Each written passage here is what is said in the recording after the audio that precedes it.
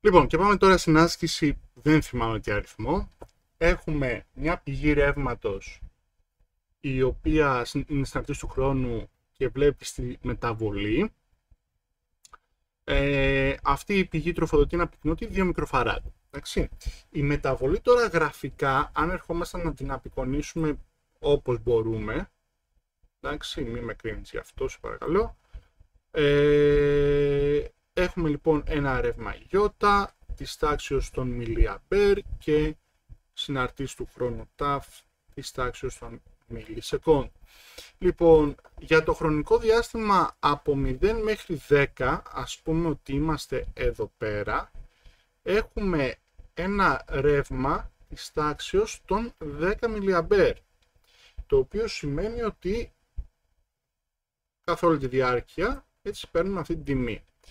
Τώρα, την χρονική στιγμή 10, ας πούμε ότι κάνουμε ένα βήμα προς τα πάνω και πάμε στα 20 mA και ερχόμαστε εδώ, ανεβαίνουμε, μέχρι ότου φτάσουμε ας πούμε περίπου στα 20 millisecond, εδώ πέρα,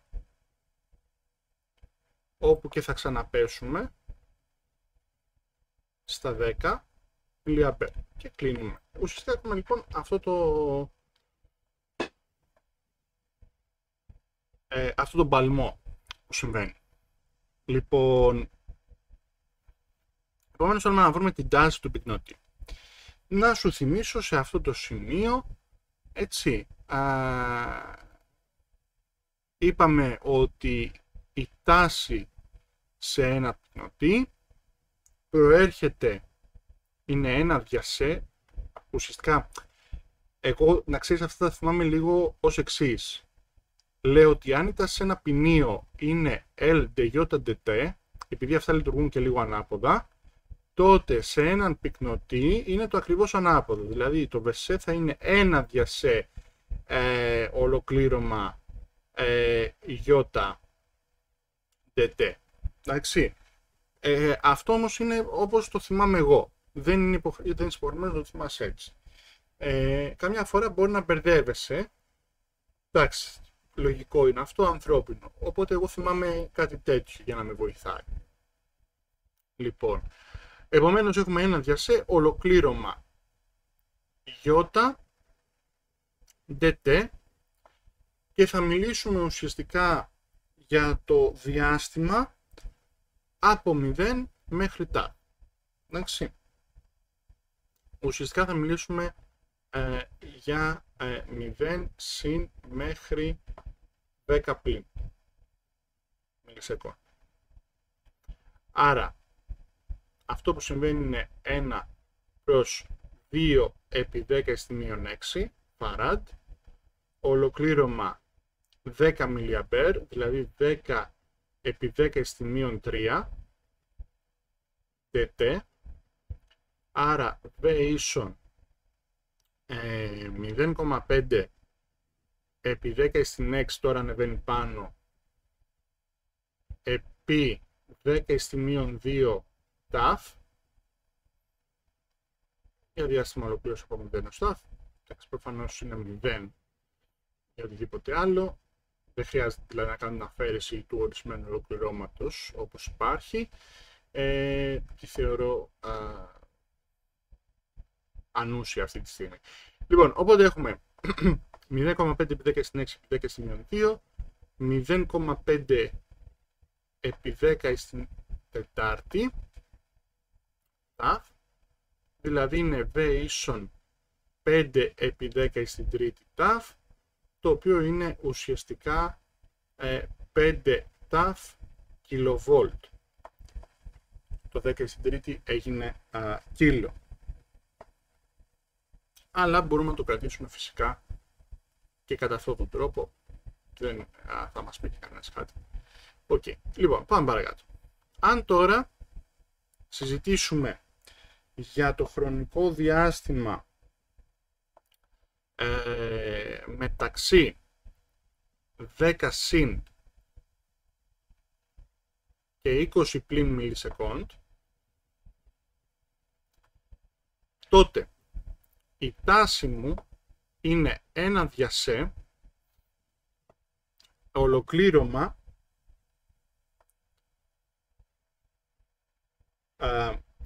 10 μέχρι ταφ, μιλάω για μιλισεκόντ, 10 επί 10 στη μείον 3 είναι ουσιαστικά, γιώτα τε ταφ, όμως το κύκλωμά μου έχει ήδη λειτουργήσει για κάποιο χρονικό διάστημα, άρα υπάρχει κάποια τάση, είναι αυτή από πριν, που είναι συν την τάση για τη χρονική στιγμή 10 επί 10 στη μείον 3. Δηλαδή για τη χρονική στιγμή των 10 μιλισεκόντ. Άρα, έλα εδώ να το υπολογίσουμε. V ίσον 1 προς 2 επί 10 στη μείον 6, είπαμε αυτό θα γίνει 0,5 επί 10 στην έκτη. Ολοκλήρωμα τώρα 10 έως ταφ, το Ι είναι τα 20 mA, δηλαδή 20 επί 10 στη μείον 3, συν V 10 επί 10 στη μείον 3. Πρόσεξε, η χρονική στιγμή αυτή εδώ πέρα όμως, για να έρθω να την υπολογίσω, θα έρθω να την υπολογίσω από εδώ, από πάνω. Άρα έρχομαι λίγο πιο δίπλα, το κάνω ένα pause αυτό εδώ και έρχομαι και σου λέω ότι για V ίσον, μάλλον για T ίσον 10 millisecond, έχουμε ότι το V μας είναι 5 επί 10 στην τρίτη επί 10 επί 10 στη μείον 3. Αυτά με αυτά απαλήφονται και αυτό μου κάνει 50 volt. Επομένως, επανέρχομαι εδώ και είμαστε στα συν 50 volt. Άρα, πρόσεξε τώρα. Το V μας λοιπόν είναι 0,5 επί 10 στην έκτη. Οκ. Λοιπόν,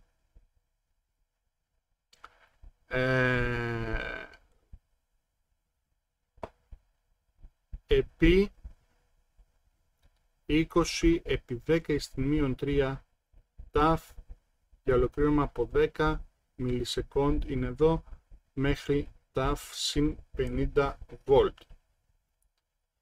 Ωραία. Προσοχή λοιπόν, εδώ θέλει σε αυτό το κομμάτι. Οκ. Και έρχομαι τώρα και να κάνω πράξεις. Λοιπόν, συνεχίζω από εδώ, V ίσον.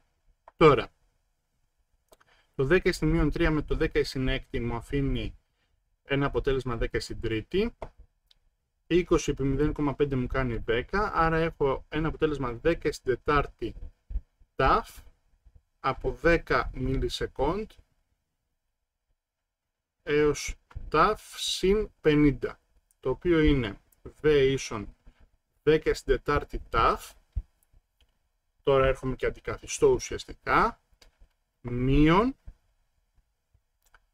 10 στην τετάρτη επί 10 επί 10 στην μείον 3 συν 50.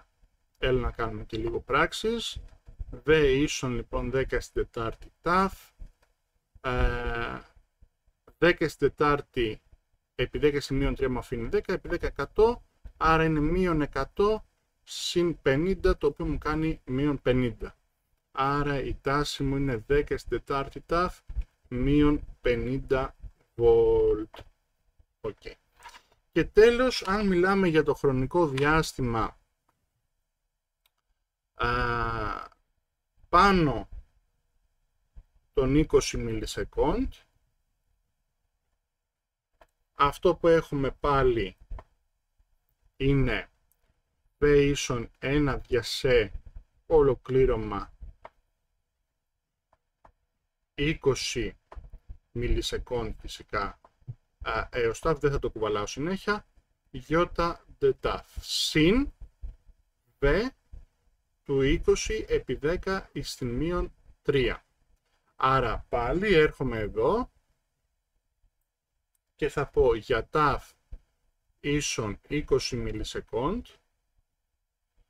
έχουμε ότι το V μας είναι 10 στην τετάρτη επί 20 επί 10 στη μείον 3 μείον 50, το οποίο είναι V ίσον 200 10 στην τέταρτη, 10 στη μείον 3 μου κάνει 10 στην πρώτη, δηλαδή 10, επί 20, 200, μείον 50, το οποίο μου κάνει 150 βολτ.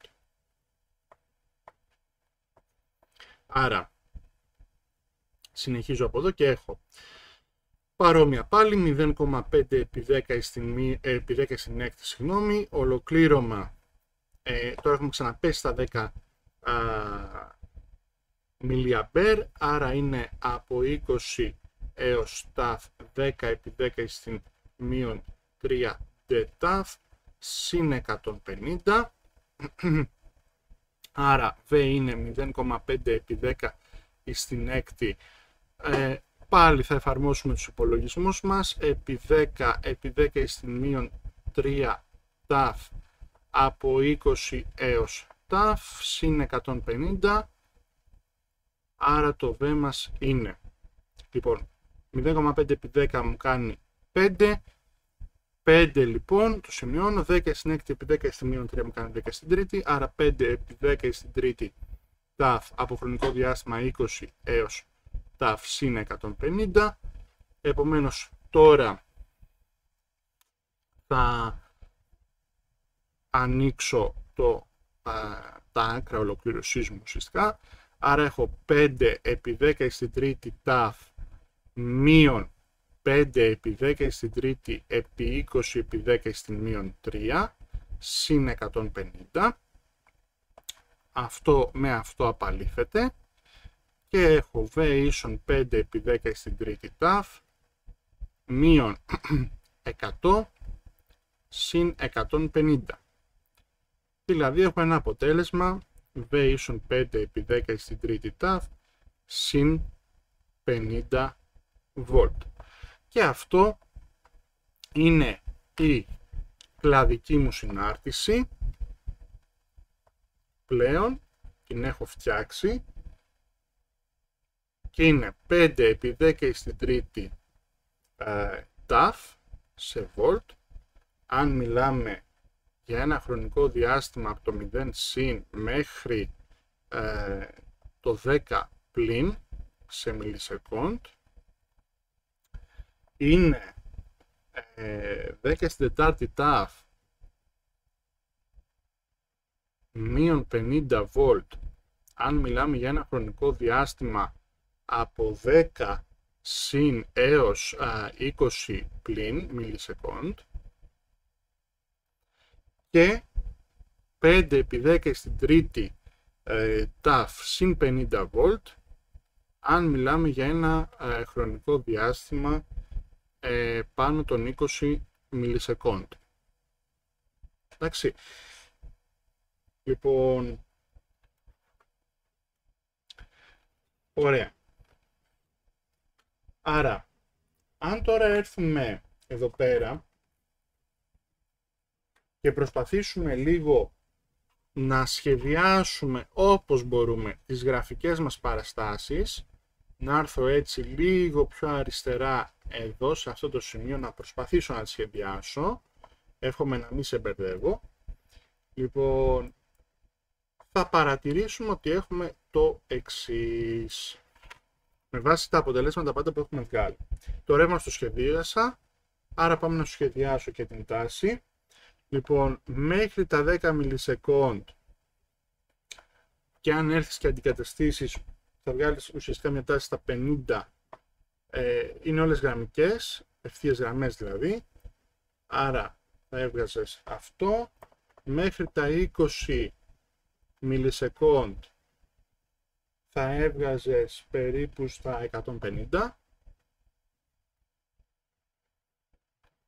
εδώ έστω ότι είναι τα 50 βολτ, έτσι, τότε μιλάμε για τάση, άρα θα είχες αυτό, περίμενε,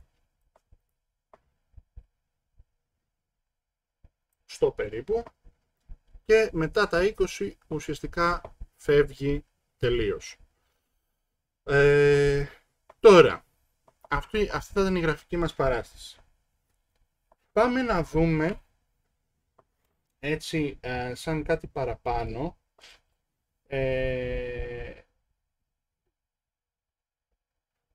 αν θέσουμε ένα δικό μας ερώτημα, λοιπόν θα το θέσω εδώ εγώ,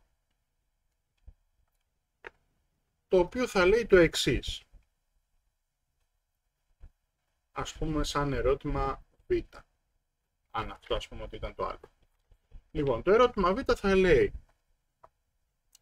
ποια είναι η τάση, το φορτίο, η ισχύς και η ενέργεια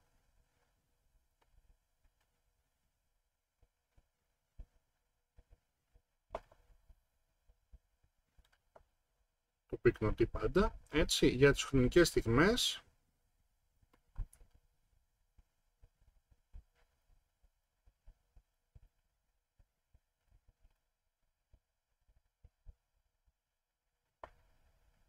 ταφ 1 17 μιλισεκόντ και ταφ 2 ίσον 40 μιλισεκόντ.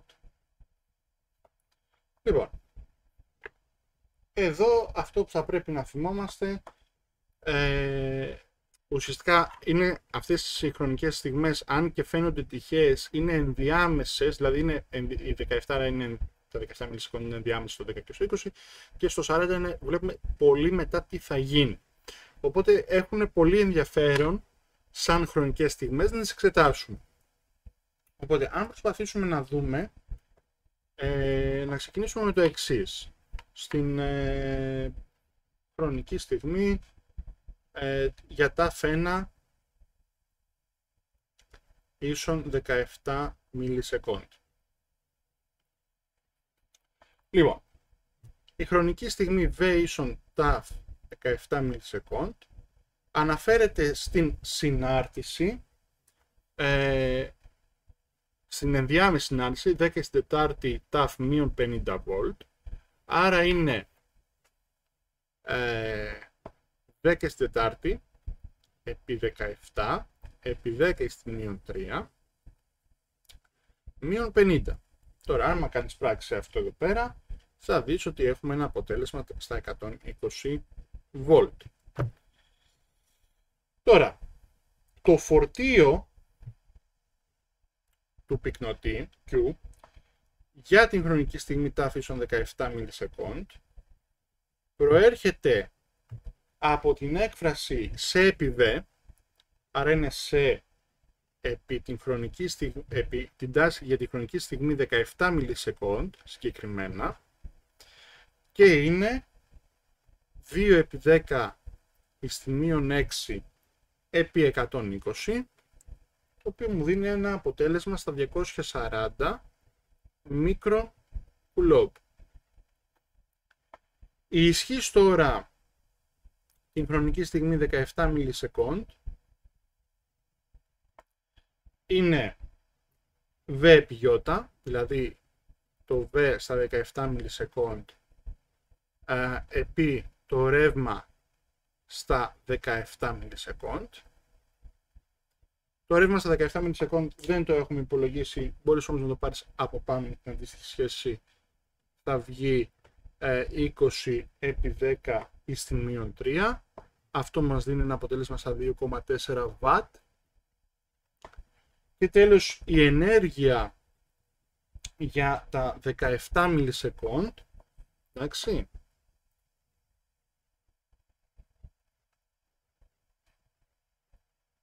θα είναι εν δεύτερο σε V τετράγωνο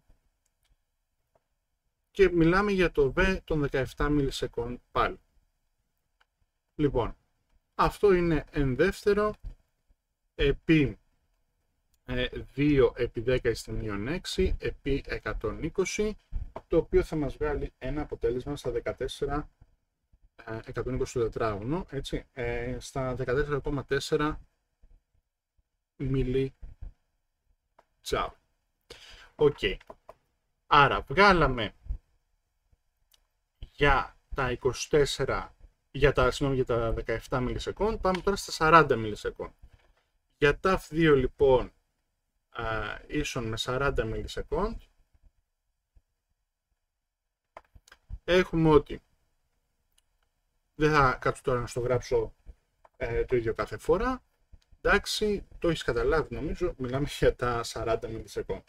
Άρα είναι 5 επί 10 στην τρίτη, επί 40 επί 10 στην μείον 3, συν 50, το οποίο μας κάνει 250, έχουμε πάει μετά τα 20 μιλισεκόντ.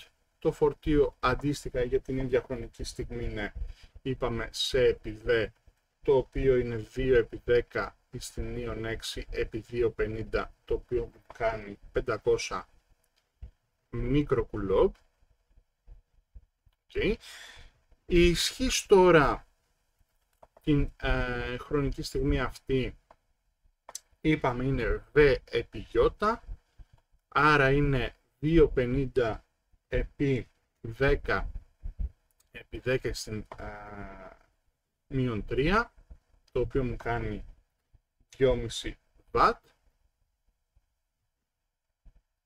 Και τέλος, η ενέργεια είναι εν δεύτερο σε V τετράγωνο, άρα είναι εν δεύτερο επί 2 επί 10 στη μείον 6 επί 2,50 στο τετράγωνο, το οποίο είναι στα 2,5 mJ.